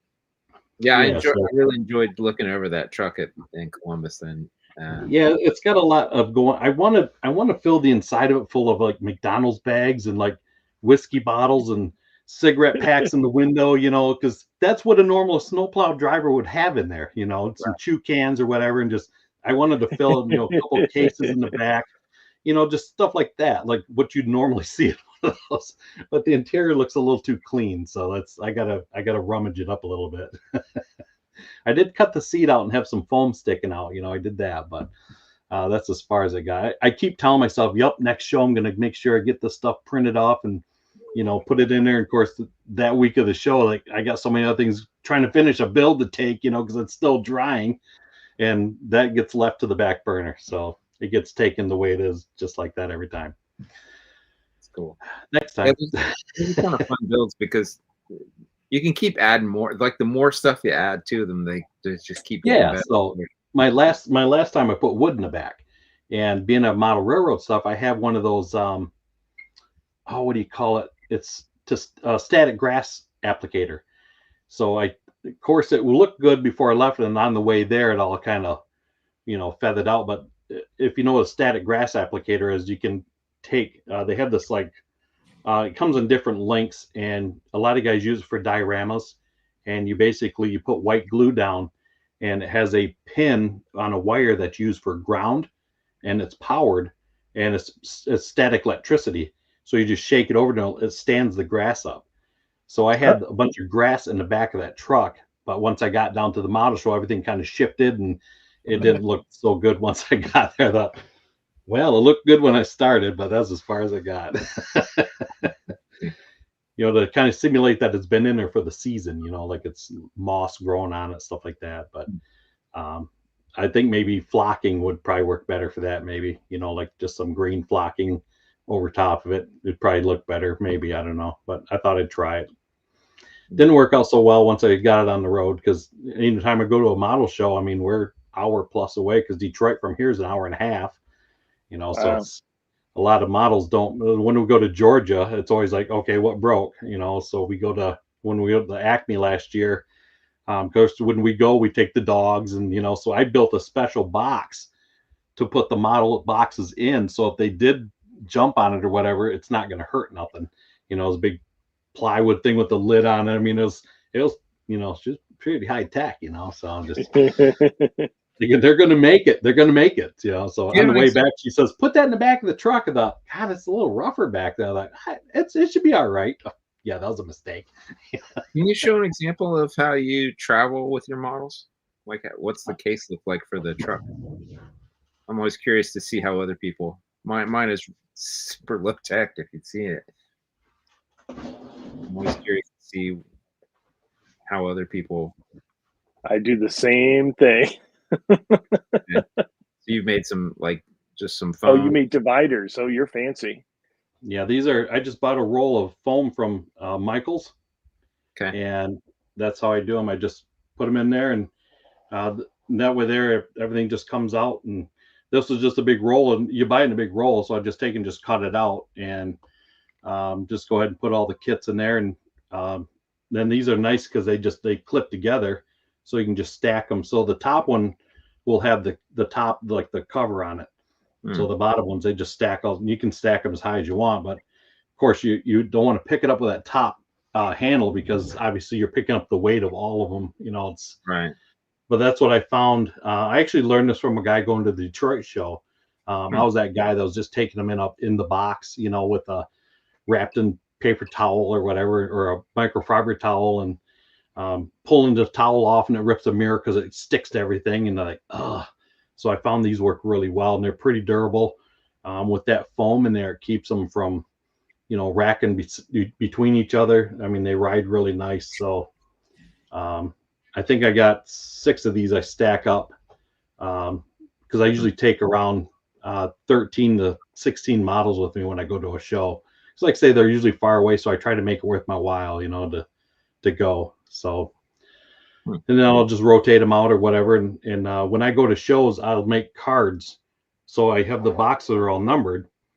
So when I go to a show, I'll have a paper basically on the top box, and this way here I'll know, okay, box 3 has this, this, and this. So I don't have to okay, what box was that? And especially when you go to a table and it's got like your modifieds here, your box stock here, and all this stuff. That way I'm not searching for things. I'll have everything just kind of laid out, and it's organization is key, especially if you're putting that many on the table. I mean, I'll be there 2 hours trying to figure out what goes where. This works really good. How many models do you usually take to a show? About 13 to 16 roughly. Okay, wow. So, I'm usually about 5 or 6. Yeah. About 5 or 6. Yeah. So like I say, the Trans Am's the next one on the circuit. And then I'm going to be starting another tow truck and rotting it out. So to replace the snowplow. I seen a guy, I don't know where I saw the article. I don't know if it was Facebook. Somebody did one of those Coca-Cola AMT vans, and he had it out in the woods, and he had a tree growing to the back of it. And the window in the back was popped out. And I think he must have used like the water effects type stuff that railroad guys use, because it was that real fine shattered, but it was folded over. And you can see the rubber gasket from the window hanging out of it. And I thought, that is so cool looking. I got to do it. So I'm going to try that. That's going to be next. Not on the van, but I'm going to maybe make the wrecker where the back window's blown out, like maybe a recovery guy where somebody shot his window out or something. So I'll have to get that Mobius shotgun kit and put it in the back window of the wrecker, that's got 2 of them in there, I think, doesn't it, in that kit? Yeah, it's got a sniper rifle or a nice. Yeah, that's what every tow truck driver has. Rifle with a scope and a shotgun. I'm pretty sure Pegasus will sell you the gun rack with the guns separately, because they'll sell you the wheels out of that kit, and they'll sell you the dually wheels separately. I'm pretty sure they'll sell you that gun rack. You don't have to buy the whole model kit. Not that I want to disturb Mobius' sales or anything like that, but I'm pretty sure for $5 or so you can just get the gun rack. No gun kit, I'm not buying it. Yeah. I think all those parts come on one tree, like all the custom parts, the suspension and the steel bumper, all that. I have one that's ordered. It'll be here, I think, next Friday. I think it'll be here. So I'm, as I say at everything, I'll build eventually, but it'll probably just end up in a pile somewhere. I got so many to-do lists, I call it getting easily interested. I don't get distracted. It's easily interested. Nice way to phrase that. I'm Yeah, saying. I think so. Yeah, my table is usually just a mountain of stuff because I'm like, oh, look at this. Oh, look at this. And I'm like, wow, I need to put this stuff away because now I'm getting like overwhelmed by everything that's sitting here. And yeah, so Yeah. it's always hard to pick that next kit, what you want to build next. I don't know about you guys. I'm so bad about. I mean, I have a room full of kits, and the one I want to build is the one I just got. And as soon as I get another one, I'm like, then my attention's it's like squirrel. Yeah, that's what I did with the Aoshima, the DeLorean. I thought, gonna get on that right away, and of course now it's back in the box. So yeah, that's how that went. That's all right. We'll get her one of these days. So I tried stripping that Model Master paint, and I don't know what that stuff's made of. It doesn't want to come off. So I sent it to a friend of mine. He has that. I don't know the brand. It's that kind of purplish, not like a reddish purple. It strips everything. It's like $50 for a quart. He's got some of that, and he took that. It's at his house. So I just use brake fluid or purple power or whatever, and it oven off. I tried everything. It wouldn't touch it. It turned it black. So it took the metallic off and just left like a black color. It almost looks like Knight Rider when it went into the acid dip, on that show back. It's like textured like really bad. I thought, what the heck, man? I can't get this stuff off. So it's sitting at his house in his magic pond. So hopefully it'll clean that up nice. I'm hoping anyways. So. Or you'll buy another one. I'll buy another one. I probably will for the decals, just for the decals. I really can't kit bash a lot of stuff for that. Not that I do that anyways, but there wouldn't be a lot of parts in there that'd be worth anything to me. But of course, that's where the other colors would come in that I could paint it and then just go back in the box. That's probably how it go. Right. Yeah. But so I've told the story before, but referring back to your retiring your builds after a circuit of the show season, I had a couple of guys back when we used to be in a different club who sat there filling their forms out going, what, they expect us to build new models every year? Yeah, actually. You go to like America's Best Roadster, they don't put the same show car back out on the floor. Right. They build a new car. Like I know I'm one to talk, but it's like you could build a model kit, for the show. There's times I've thought about going to the hill and thinking, could I save this for next year? The sheet that you fill out. But like one of the questions we always like to ask here. So, like, what is your favorite and then least favorite thing about building models?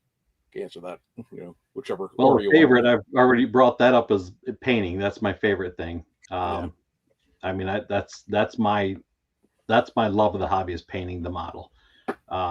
Probably my least favorite thing. I'd be honest with you. Sometimes the least favorite thing is almost engine work.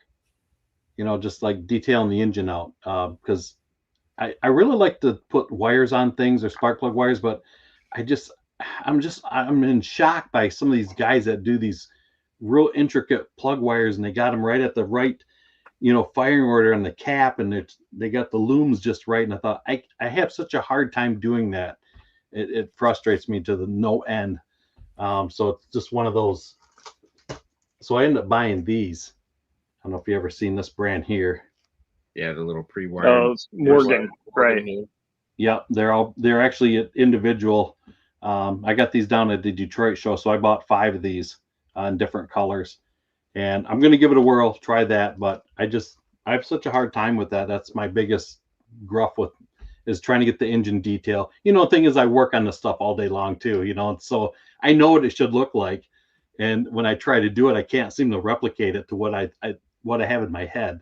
So it's one of those, I just get frustrated with it. And we were down in Roanoke, Virginia. Matthew from Model Car Videos, he comes over and says, "Hey, Kreg, why don't you ever open your hoods?" And I says, "Because it looks like a 4-year-old built it." It's horrible. So I always leave the hoods closed a lot of times. And I do have a couple cars here that I did just, and to me, it's one of those, if I do start it, and then where do you stop? I have the 90 LX drag car. I built mine as a stock car, like a stock Mustang. And I took the engine and I put fuel rail on it, I put injectors on it, I put AC lines on it. It has everything. I put a throttle body hoses on it for the heaters, just, I mean, it's got everything. And of course, it's one of those cars that's not a big looker for a lot of people, so it gets overlooked at shows, which I'm fine with that. It's just I put so much detail in the engine, and it was almost like a build of its own, just doing the engine work. So it was, I don't know, it took too much time. So like I say, I just wanted to move on to something else. But that's my biggest thing, I think, is an engine detail, something like that. I don't mind interior work as much. That's not too bad. But engine, I think, is my probably biggest downfall. They never get lower radiator hoses. My USAC build, the engine's not even half put together because it just, I don't know. I want it to look good, but just not under the hood. So that's my biggest thing, I think, is paint's my favorite, and engine building part of it is probably the least favorite, because most of your instruction kits, you start with what's number one. Let's put the engine together. No, we'll move that to last. I'll start on the suspension and the interior, and we'll do the engine later. We'll just fold the page over and we'll start from there. I do body first, and if that doesn't go, then just shelve it. Start a new one. So with you saying that, that's how I gauge my builds, is I paint the body first, because I do enamel, so I want to make sure it's cured for when it's time to work on it. If the body turns out really, really good, I'll take my time on the rest of the build. If the body's kind of like, I got to work with this a little bit, all right, we'll just slam this together. We'll move on to something else. So I kind of gauge a lot of it on how the body turned out. It's a lot of it. I try to get them all to come out the same way, but it always depends on. I tell you, a lot of times I think it's the clothes you're wearing. For dust in the paint. Because it's got to suck air from somewhere. So you're moving your arm back and forth. I mean, you can't go out and just mow the lawn or bale some hay and come out and paint a model afterwards, because it's just it's gonna get in the paint. It's just, that's how it is. And I tell people, wash your hands. I mean, just you can't have a bag of Doritos and come out and do this stuff. It don't work that way. And I don't wear gloves half the time. It's like, so it's, yeah. Especially I do a lot of black paint jobs because I love doing black. That's one of my favorite. Black and red are my two favorite colors to spray. And black just has that, like, oh, there's a black paint. Let's get this dust stuck in there. It's like a magnet to it. So I find the clothing is the biggest thing.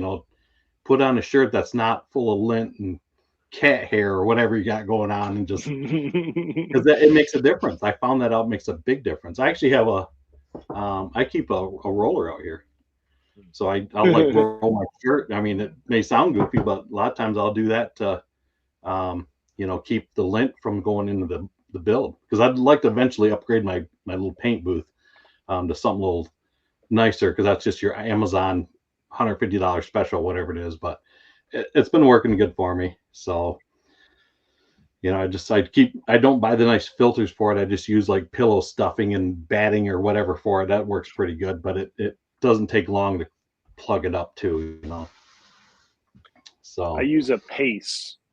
Pace is over by Toledo. Yep. So that's the one with Peacekeeper. Yes, that's got the two switches up top, and it's basically just open and a flat. Yes, I saw that. Yep. They have a really nice huge one too. That one's up there in price too. What's that one called? It's called something magic. I can't remember. Yeah, it's well worth it, because I used to use one of those Amazon ones too, and the wife had started, I can smell paint. Oh, all right. Well, my problem is I don't go into the booth because it's too small. So I'll stay kind of out of it, and especially doing body work. And I got that gallery. Is it the TG?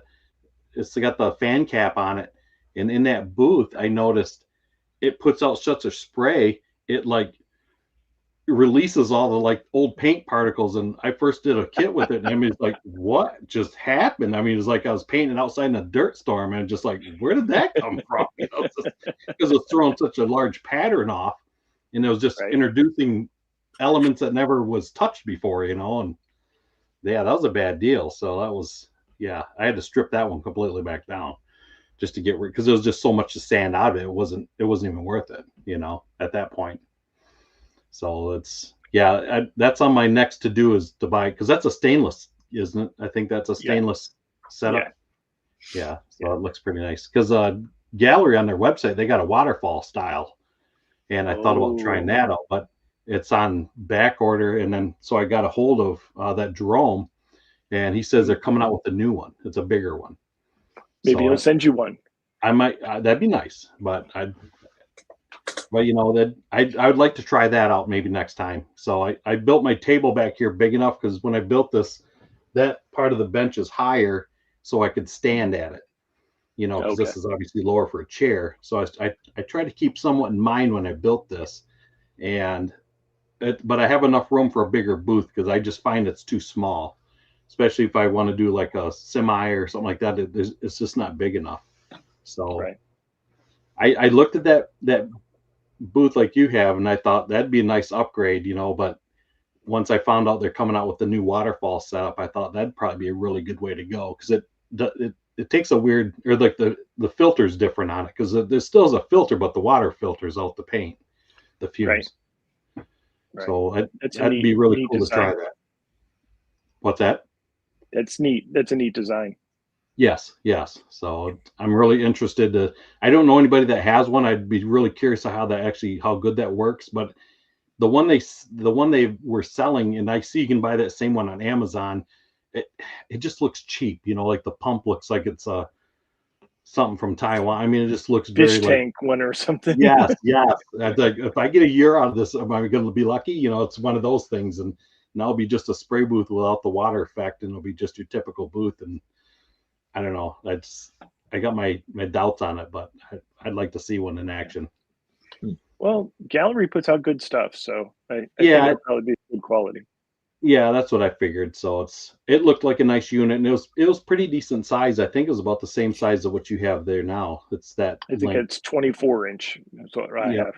Yeah, it was decent. So because this one here, I think these are only, I don't know, because you can take and make these in multiple, just because they fold up and.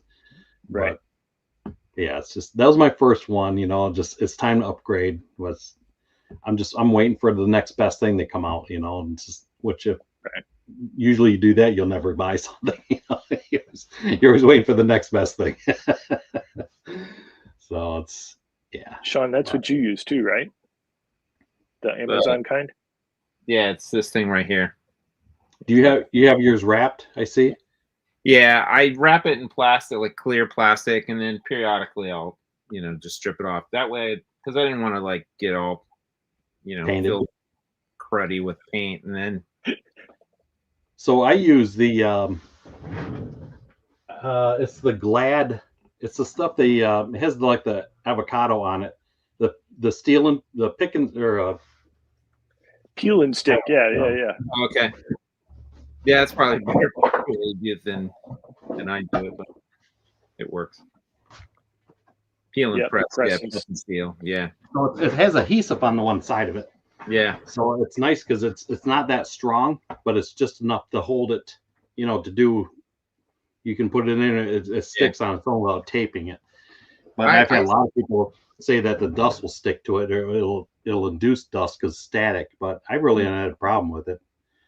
I bought a roll of plastic sheathing years and years ago for a house project. I had like 100 feet of it, so I have a ton of it. So every once in a while, I just wrap it in that. Right. I'm like you. I like it. I like to keep it clean. So once I take that off, there it still looks like it's brand new when I peel that off. Yeah. Except the back corner. That's rough looking. Mine's lit in the inside. It's got lighting. So is my LED lights. And then usually I'll take a spray bottle, like mist it with water before I paint, and then that'll, just kind of, if there's any loose dust, it makes it. Wow, you guys are high tech. I got a little. I don't even clean mine. I'll miss it.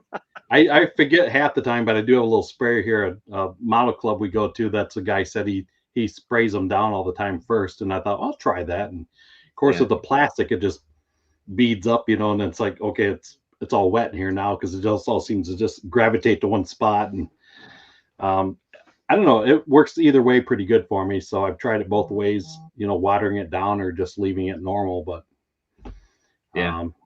Like I say, a lot of it depends. I have two heater. I have a mini split AC and heat unit in here, and then I have a regular heater on the wall. And I notice if I have the one on, it'll induce more dust. And then I have a kind of like a big register on the wall over here, and I have a HEPA filter on the other side of it, so it don't suck up dirt from the garage. Because I do woodworking on the other side here. Okay. And I turned that on because at first I didn't have nothing in here. I just turned the booth on, and it was funny. I could feel air coming out of the plugs, because there's no place to get fresh air. So I thought I got to put some kind of vent in here. So once you put that on, it's like you can actually hear the fan just woo. It's like, oh, I don't have to work so hard. The lights come back. It's just like, okay. Negative pressure in there. Yeah. Ears pop. But yeah, I opened that up, and that world of difference putting a vent in here, like a cross flow vent. But I don't know if it was the best idea to put it right behind me. It's like, once again, I feel it takes something off your clothes and puts in there. Yeah. I should have maybe put it somewhere else, but one of those last minute thoughts. So had to do something. So my booth, I have a dryer duct going outside, because this wall, I left about an 8-inch gap between the garage wall and this room. So this room has its own separate walls. It's not attached to the garage. So I have a pipe, like a 4-inch pipe going outside with the dryer vent. And my house is set back in the woods, like on 5-acre property. So you get a lot of critters around here, and at night or whatever. So I made sure I got the one with the industrial screen on there, because I didn't want something in there gnawing through the paint booth and getting it. So when I go to clean mine, I'll actually pull it right out, and I'll take it to the air compressor, and I'll hose the whole, there's just air right out really good. I found that works out really good, cleaning it that way. And I made it to where I just set it back down, slide in, the tube fits right back into the wall, and we're good to go for the next time. But I tell you what, I did find, it seems like I get better paint jobs when it's dirty versus I just clean it. I don't know why. So, because we've all seen an HPI guy, right? And always seen his paint booth, and I thought, wow, well, look at that thing. But I'm thinking, I see why he leaves it like that, because mine comes out great if I don't clean it. There's a method to it. I thought it was just, so it was good stuff. I lucked out with my booth. I don't know if you can see it right there. So I have a little vent window right above. That looks identical to mine. It's the only vent in the entire basement, and it just happened. I lucked out. It was right above my model desk window. I was like, oh, nice. And that works out good. That this booth is just the right size for me, because it's small and compact. And actually, when I spray, I have a couple big pieces of cardboard that I'll kind of put here on either side as kind of wings, just to keep any sort of overflow from going in either direction. And it works out fine. I really haven't. I mean, I get dust in here, but I think I'm in a dusty basement. There's stuff from the ceiling, so it's about as good as it's going to get. I don't get that much dust. The Tamiya static brush. Once I start using that is amazing. That does a great job. I have one of those here. Yeah. So I actually seen James use that the first time. Like, where did you get that? So I had to look that up. Like, oh, that works really good. Like, all the wasted years. I didn't know that was for years. Yeah. Oh, that's a hot tip. And then I heard you washed yours or something like that. Didn't you say you washed it or something? Your old one? No. I thought you damaged your one or got it wet or something. I thought you did. Nope. No, wasn't me. Oh, okay. I thought somebody washed theirs. I thought that was you that did that. They put it in their pocket and they washed it and it ruined it. But I thought that was you that did that. Don't wash it. Okay. Yeah. Well, they stuck in their pocket actually and went through the wash machine. Just like those California dusters, the car dusters, never supposed to wash those, right? Right. The more dirt you get in them, the better they work. Right. I mean, you think that they have the opposite effect, but I guess that's how it goes. So yeah, I keep my little Tamiya static brush in a coffee cup right above the paint booth, so I can just grab it, and that way that the bristles are always not folded up somewhere, and I can just grab it, dust it off, put it back up there, and kind of like a shaving mug, just stick her back in the jug and away you go. Yeah, so that worked out really good. Yeah, so my like like you're saying, cleaning the paint booth and whatever. It's just I try to clean my airbrush in there, and I'm always trying to clean the end of it. And sometimes I leave a paintbrush in my paint booth, an old paintbrush, and I'll clean that out. It stays in there, it lives in the paint booth, and I'll clean the end of it out. Well, sometimes the bristles will come out, and I got paint splattered all over that wall over there. If you look real close, there's like little dots all over the place, and I can't clean it, because like what's going to happen. You try cleaning it, just the paint's going to come off the wall. But it just adds character to the room, Yeah, so that's pretty cool. James, you're kind of quiet tonight. Oh no, I'm just like I have an Autograph 1530, which is a downdraft booth. The fans are in the bottom. Oh, okay. That came with 3 layers of filter. Like there's a real thin one, and then there was like a mid filter, and then there was a charcoal filter. And I sat there and I used it that way for a little bit and did a little research into it. And this thing is actually designed to just recirculate back out into your room air. It's not designed to vent outside. That's why it has the charcoal filter and all that stuff. And I'm like, well, you can't see it because it's underneath the curtain, but I have a block window like Sean does that I put in here. I tore a single pane out and put a block window in that has a dryer vent built into it, and it's all hidden behind me. Like it's all going straight up behind there. But like if I'm venting it outside, I don't need any of that stuff. So I just buy the cheapest. I think it's a 14 by 30, just the cheapest furnace filter Walmart sells for like $2.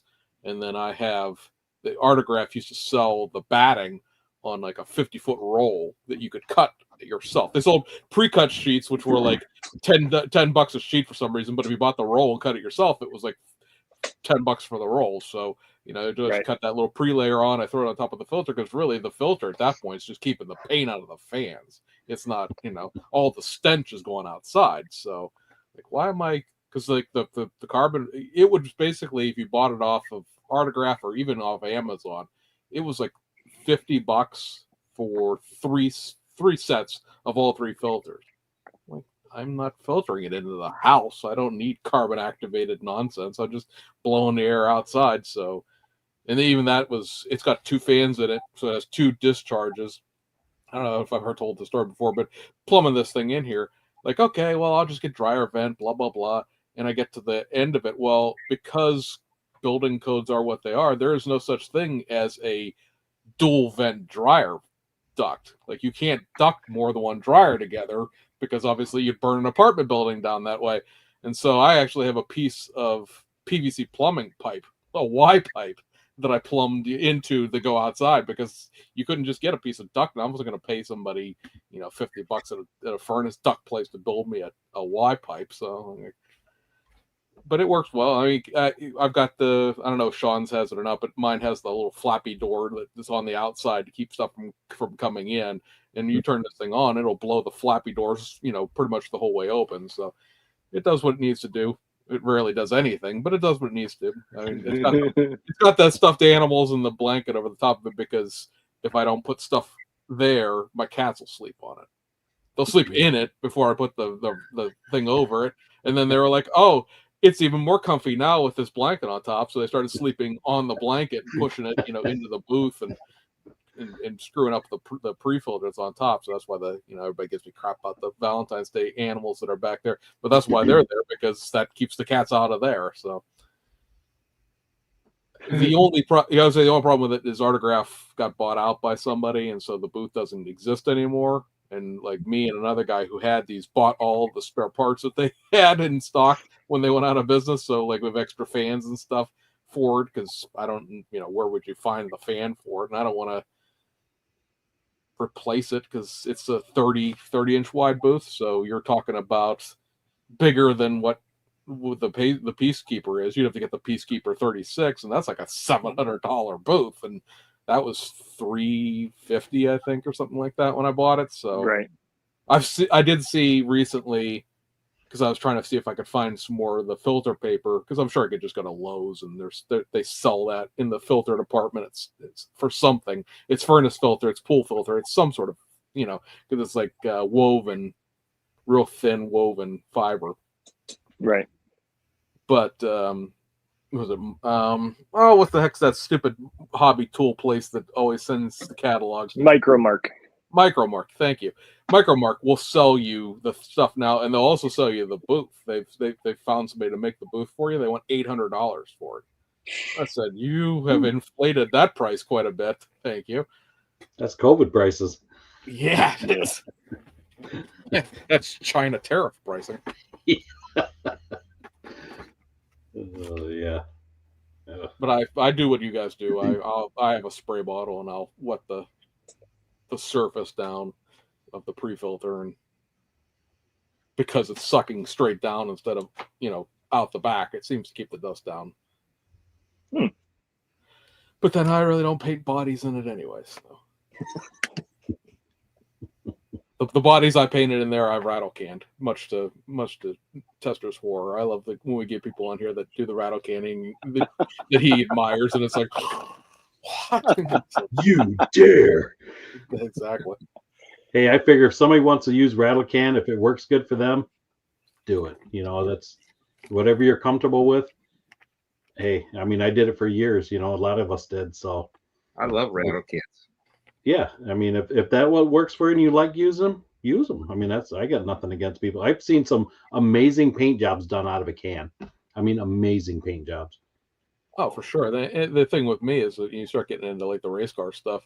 Well, then you start getting into specific colors, and like Right. to me, it isn't gonna do that specific. Or you get into the high end resin stuff that Tester and I do, where it's like, I want to paint this a legit Lamborghini color or a legit Porsche color. I don't want to paint it, Italian red. No, I'd rather have the actual Ferrari red. That's one thing I like about the MCW line is they actually use real car color. Right.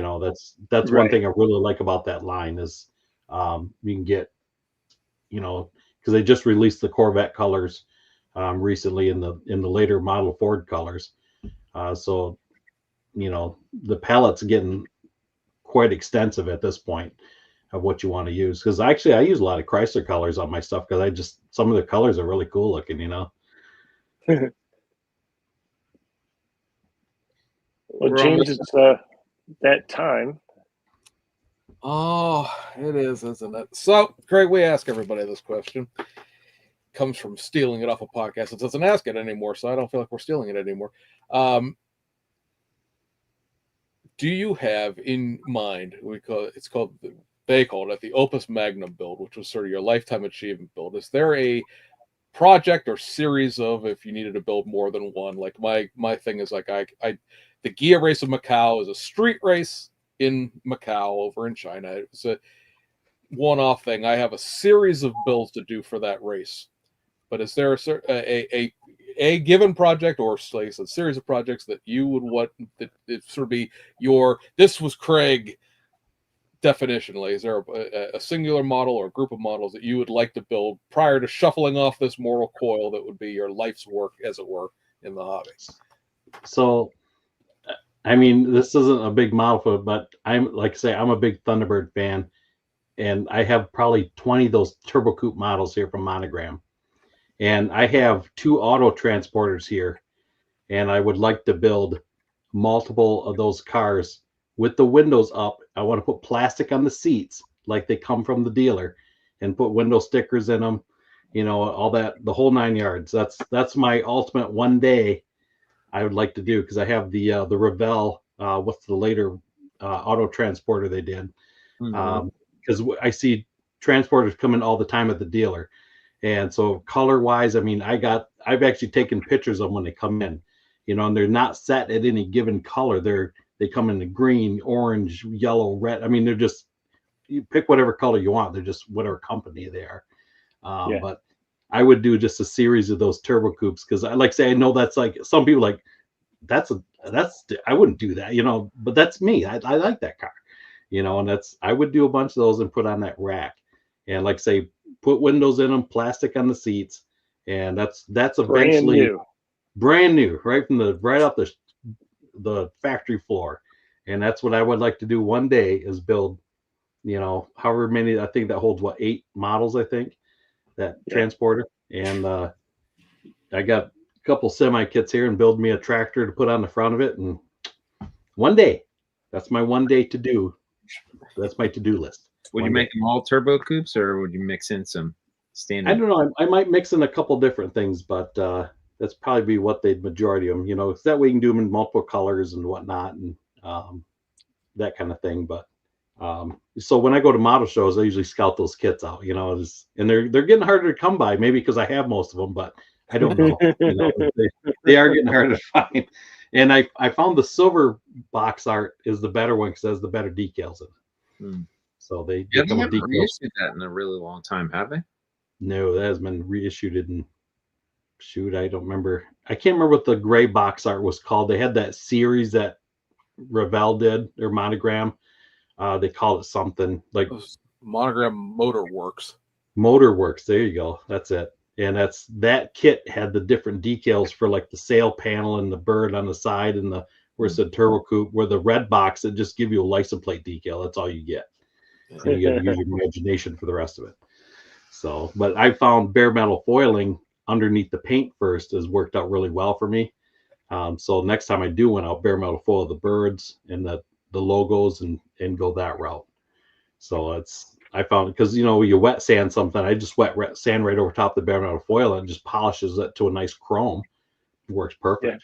Yeah. You know, you do a couple coats, you can't even see the outline of it. It works really good. Nice. So that's what I would probably build in that multiple kit, you know, because I have like 20 of them here. Nice. Yeah. Nice. Like I say, it's not everybody's favorite kit, you know, but I always liked the car. I used to have one, and it's just, I would actually, like I said, this guy that I'm dealing with, he has one in his garage, so I'm hoping I can acquire it. And because those cars are, once again, like they're getting hard to come by, like everything else. So, but, yeah. Well, Kreg, you got time. Go ahead and plug your channel. I got subscribers on my channel that are watching you right now, so go ahead, plug your channel.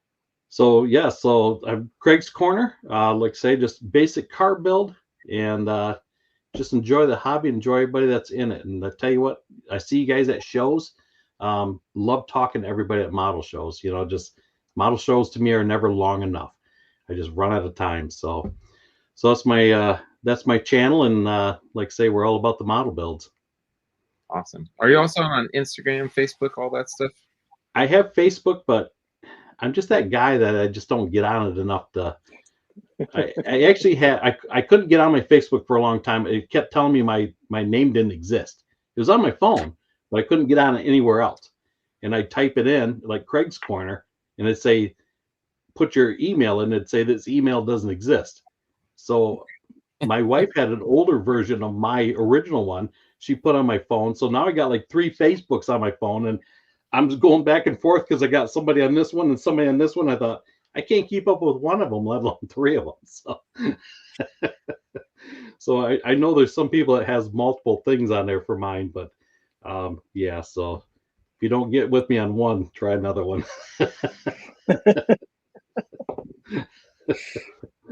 So yeah, so that's what we have. That's what we have going on. That's keeps it interesting, I guess. But well, thank you for joining us tonight, Kreg. Yes, I enjoyed it. So it was a pleasure. Thank you for having me on. Enjoyed really chatting. Yep, really appreciate it. All right, ladies and gentlemen, that'll wrap us for this episode. Next episode that we do will be me and Sean flying this puppy by ourselves because Mr. Tester's being deported to Japan for that episode. And log in live from Japan. Yeah, exactly. You get your data stick. You'll be on for like 2 seconds, and then you'll use up all your go to the 7-Eleven or something. It'd be like 8 a.m. in the morning there, wouldn't it? Yeah. Whatever breakfast item they sell at a 7-Eleven in Japan, just saying, people walk sushi dish. It'd be great. But we'll enjoy the report back once he's back here again. And we have people booked out through June at this point, so we have several good episodes coming up. And again, Kreg, I appreciate you coming on tonight. Thank you. And everybody, we hope you have a great week, and we'll see you guys on the other side. See ya. Bye.